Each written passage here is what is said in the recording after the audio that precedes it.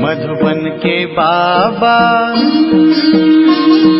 मधुबन के बाबा मुरली वाले, आपका क्या कहना,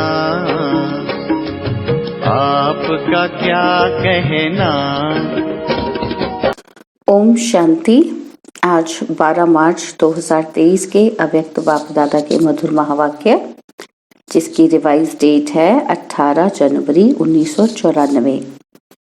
मुरली का सार है, ब्राह्मण जन्म का आदि वरदान स्नेह की शक्ति। तो बहुत ही प्रेम एकाग्रता के साथ सुनते हैं आज के अव्यक्त बाप दादा के मधुर महावाक्य।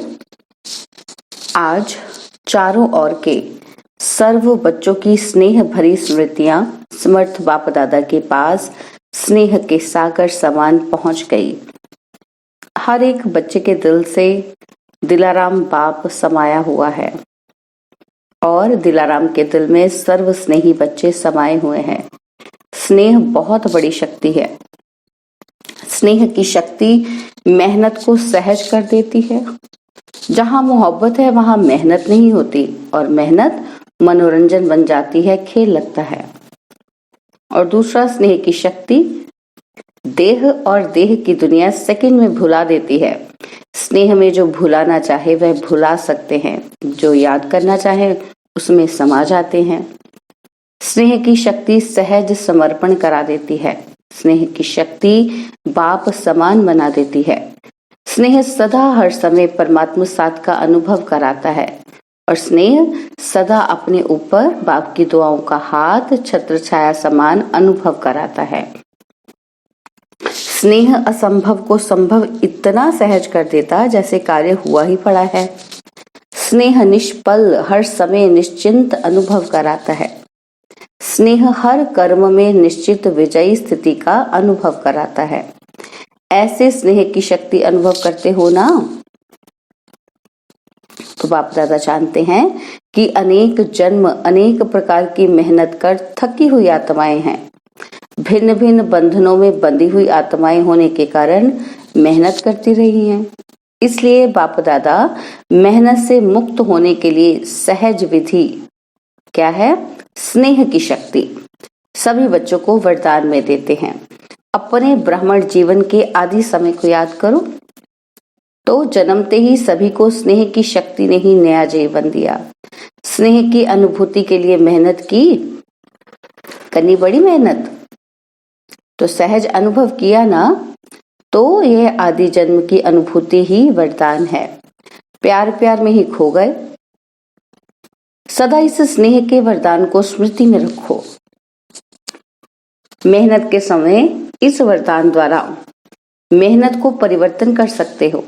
बाप दादा को बच्चों का मेहनत अनुभव करना अच्छा नहीं लगता। स्नेह की शक्ति की विस्मृति मेहनत अनुभव कराती है। जब स्नेह की शक्ति को भूल जाते हैं तो फिर मेहनत करनी पड़ती है ना। तो कितनी भी बड़ी परिस्थिति, कैसी भी परिस्थिति हो, प्यार से स्नेह से परिस्थिति रूपी पहाड़ को भी पानी समान हल्का बना सकता है। तो पत्थर को पानी बना सकते हो।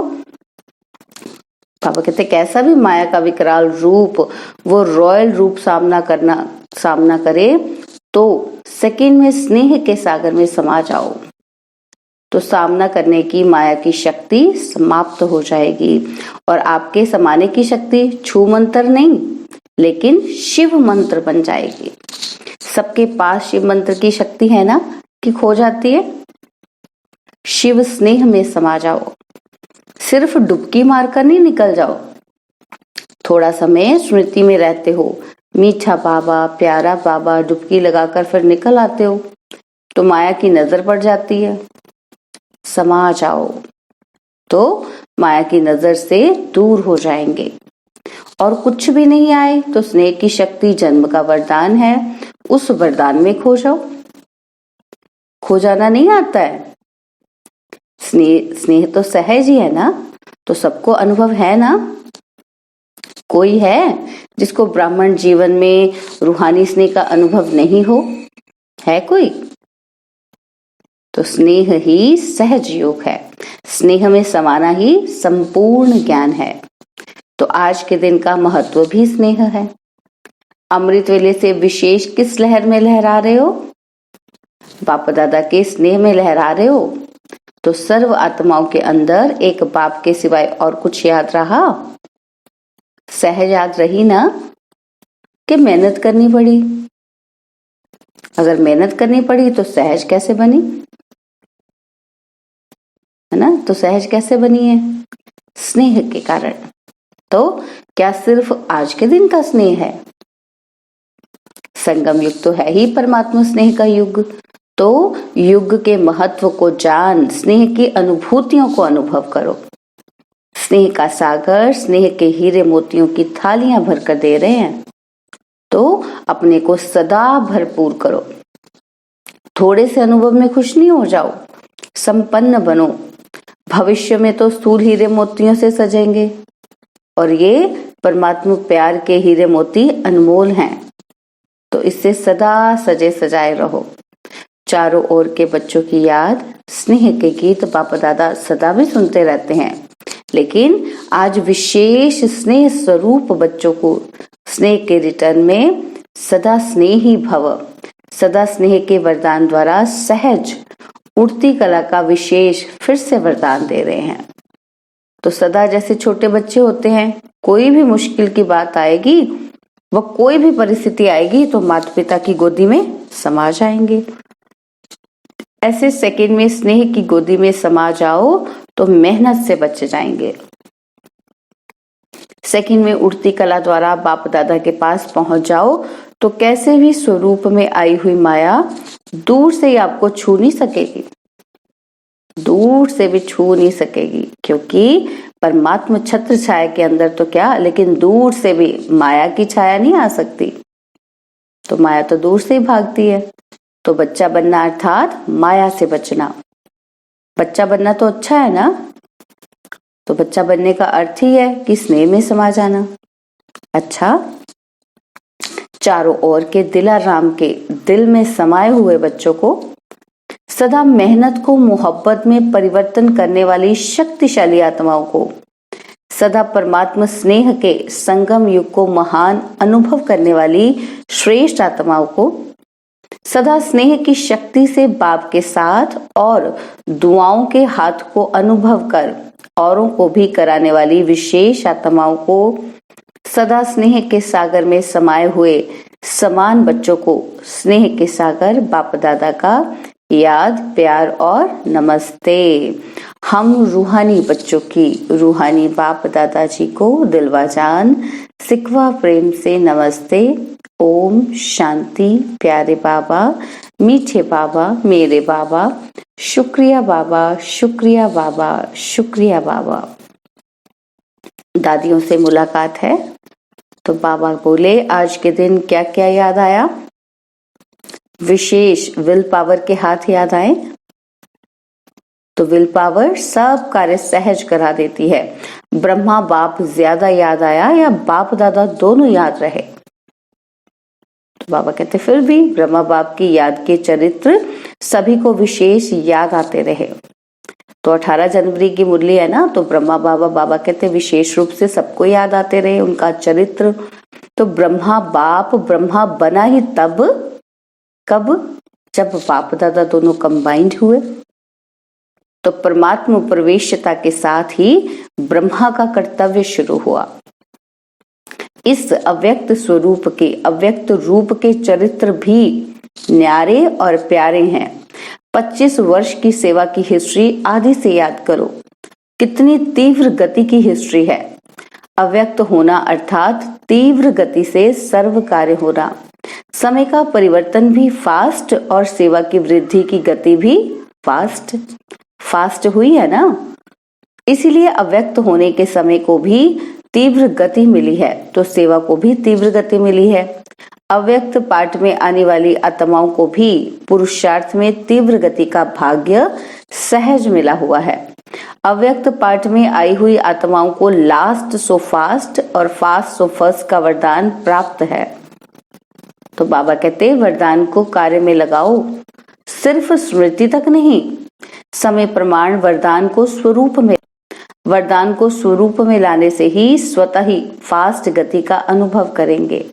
अव्यक्त पालना सहज ही शक्तिशाली बनाने वाली है, इसलिए जितना आगे बढ़ना चाहो बढ़ सकते हो।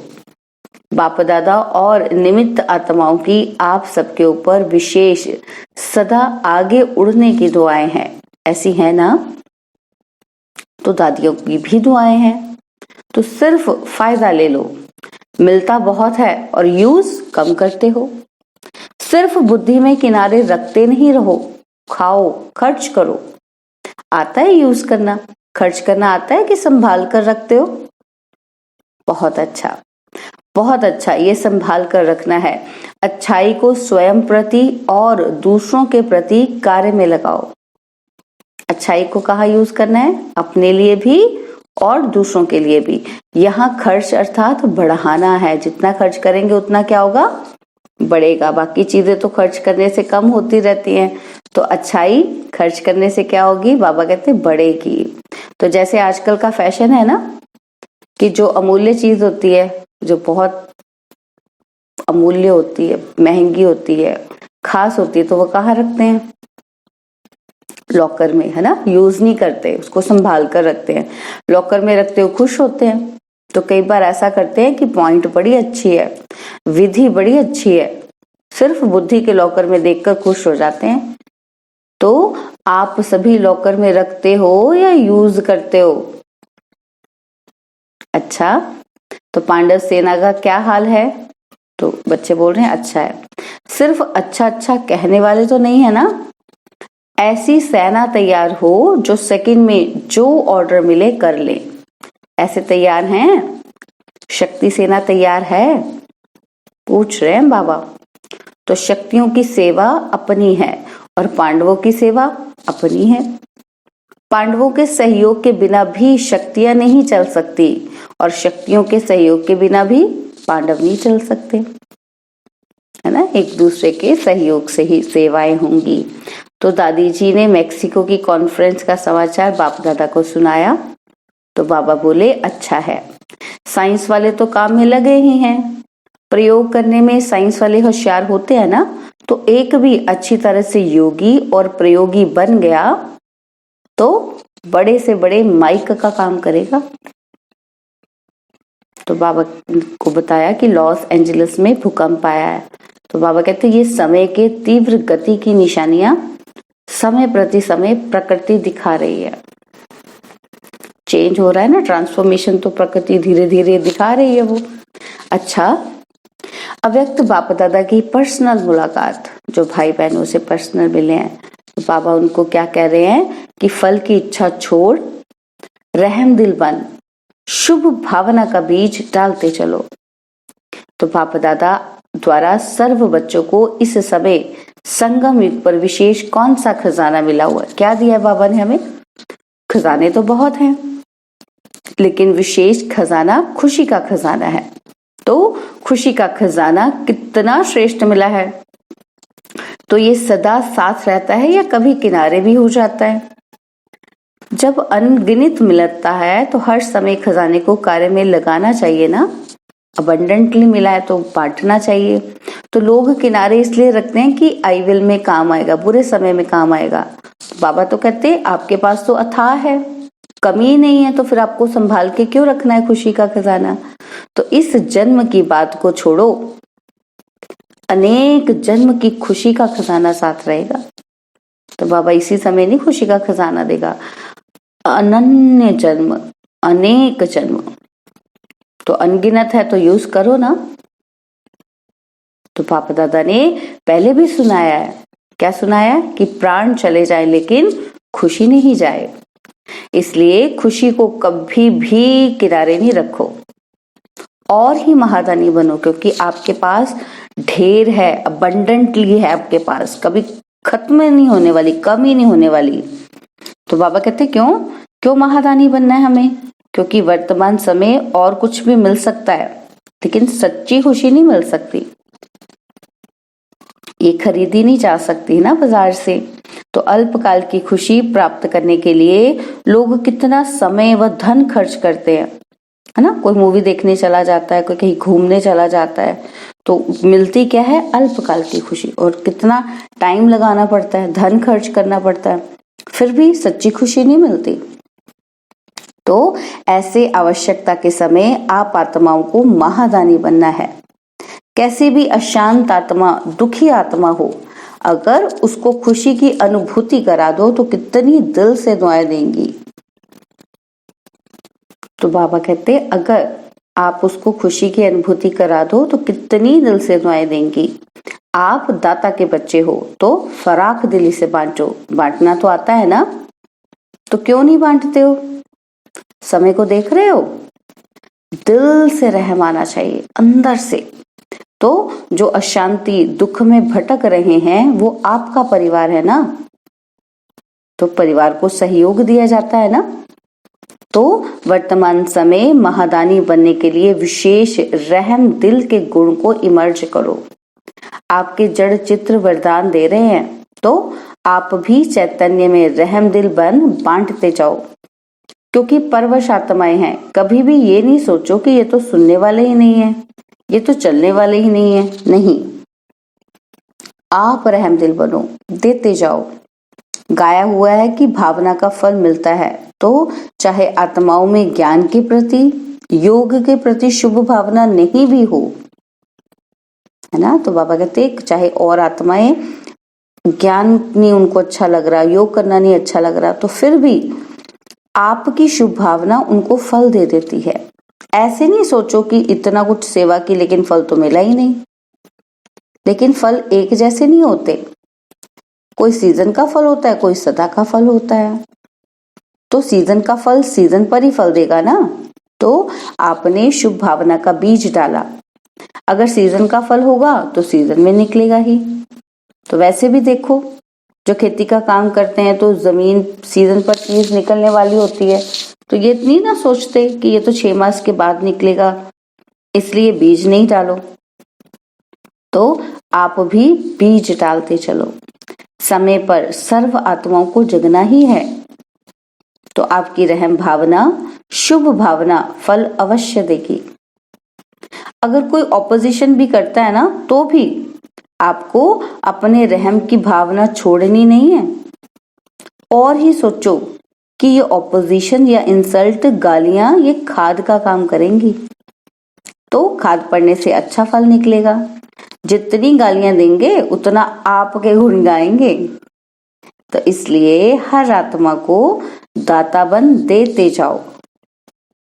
अच्छा माने तो दें नहीं, है ना, अच्छा माने तो दें। तो बाबा कहते ये तो लेपता हो गए। तो लेने की इच्छा नहीं रखो कि वो अच्छा बोले, आपको अच्छा माने तो दें, नहीं। इसको कहा जाता है दाता के बच्चे मास्टर दाता। तो चाहे वृत्ति द्वारा, चाहे वाइब्रेशंस द्वारा, चाहे वाणी द्वारा देते जाओ।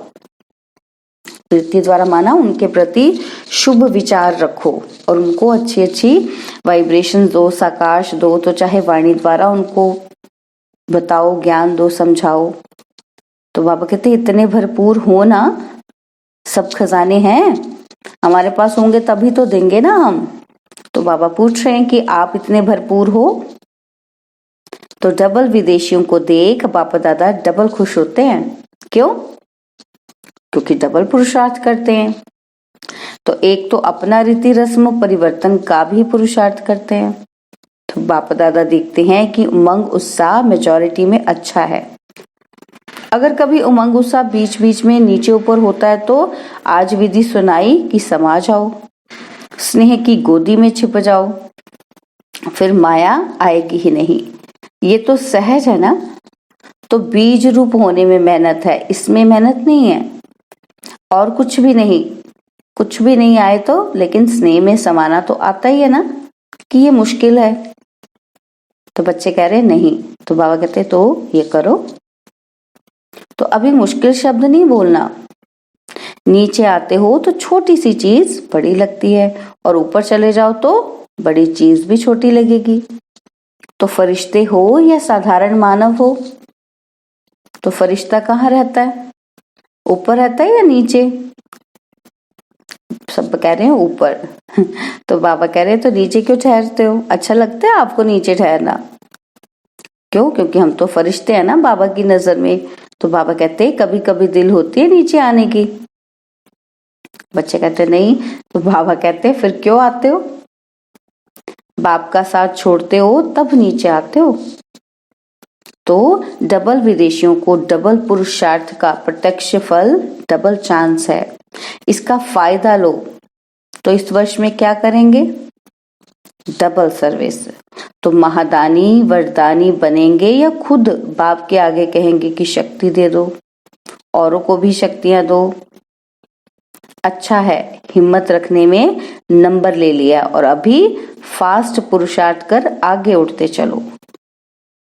तो बाबा ने वरदान दिया, खुशी के खजाने से संपन्न बन, सदा खुश रहने और खुशी का दान देने वाले महादानी भव। खुशी के खजाने से संपन्न बन, सदा खुश रहने और खुशी का दान देने वाले महादानी भव। संगम युग पर बाप दादा ने सबसे बड़ा खजाना खुशी का दिया है। रोज अमृत वेले खुशी की एक पॉइंट सोचो और सारा दिन उसी खुशी में रहो। ऐसे खुशी में रहते दूसरों को भी खुशी का दान देते रहो।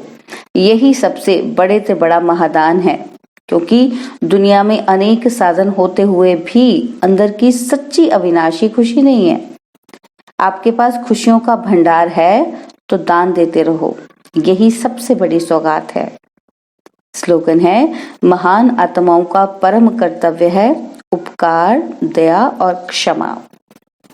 महान आत्माओं का परम कर्तव्य है उपकार, दया और क्षमा। ओम शांति। और अब यह एक बहुत अच्छी वीडियो भी जरूर देखें।